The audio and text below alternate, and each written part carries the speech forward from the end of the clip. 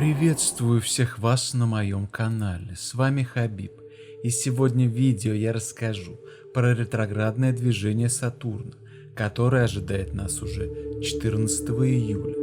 Ретроградный Сатурн – явление, которое астрологи рассматривают как период повышенной опасности. Его влияние на человека значительно отличается от влияния других планет. Длящийся с 14 июля до 28 ноября достаточно продолжительный срок, требующий повышенной осторожности и самоконтроля. Негативное воздействие Сатурна в этом состоянии не мгновенно обрушится на нас, но оно будет нарастать, достигая пика примерно через 3-4 недели после начала ретроградного движения. Поэтому расслабляться и игнорировать возможные угрозы не стоит ни дня. Одна из главных опасностей ретроградного Сатурна – это потеря уверенности в себе. Нас будут одолевать сомнения, привычные вопросы и решения, казавшиеся раньше очевидными, вдруг предстанут в новом неопределенном свете. Причина этого кроется в уязвимости нашего мышления. В период ретроградного Сатурна мы будем более склонны к принятию чужого мнения, даже если оно противоречит нашим собственным убеждениям и здравому смыслу. Это создает благоприятную почву для манипуляции и обмана. Наша способность критически оценивать информацию резко снижается, и мы становимся более восприимчивы к ложным утверждениям и заведомо неправдивым аргументам. Поэтому крайне важно научиться распознавать попытки манипуляции. Особое внимание следует уделять людям, которые настойчиво пытаются убедить вас в чем-то, что кажется вам заведомо ложным, при этом не предоставляя убедительных доказательств. Не стоит игнорировать свое внутреннее чувство недоверия. Это не просто подозрительность, а ваша интуиция, ваша естественная защита от внешних воздействий, которая сейчас особенно важна.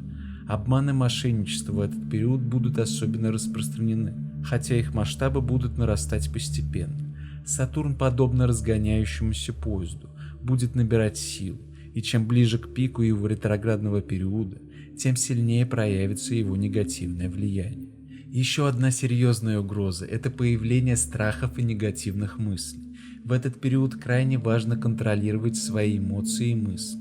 Избегайте беспокойства и негативного прогнозирования, размышления о негативных сценариях, вместо того, чтобы подготовить вас к возможным трудностям, будут лишь усиливать страх и создавать самоисполняющиеся пророчества. Эти вирусные программы в уме, как астрологи называют негативные мысли, могут закрепиться и сильно осложнить жизнь в период с 14 июля до 28 ноября.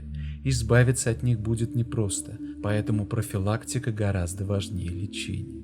Чтобы противостоять этим негативным влияниям, я рекомендую укрепить свою веру в себя и повысить свою энергетику.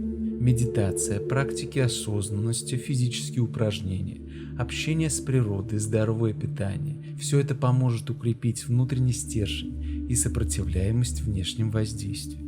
Важно помнить, что мы не беззащитны перед влиянием планет, но мы можем значительно снизить негативное воздействие, развивая свою внутреннюю силу и критическое мышление.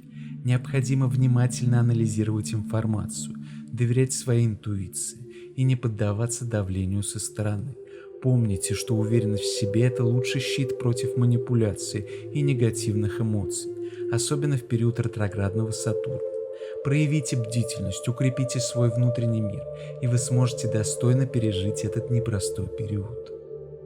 А на сегодня это все, и не забывайте, что забота о себе – это не эгоизм, а необходимые условия для успешного преодоления любых трудностей. В этом периоде особенно важно обращать внимание на сигналы своего тела и своей интуиции, чтобы своевременно распознать попытки манипулирования и предотвратить негативные последствия.